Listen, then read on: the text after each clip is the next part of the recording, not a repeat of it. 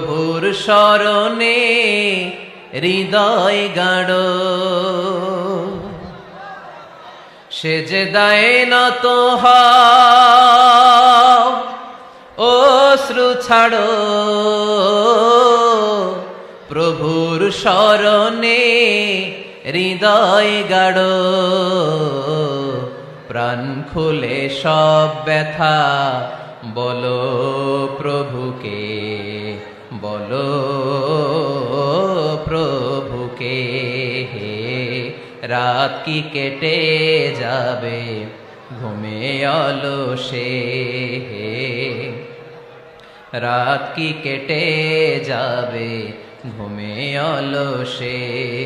তুমি কি জানবে না তোমার নিজেকে প্রভুকে, রাত কি কেটে যাবে ঘুমে অলসে। ঠিক কিনা?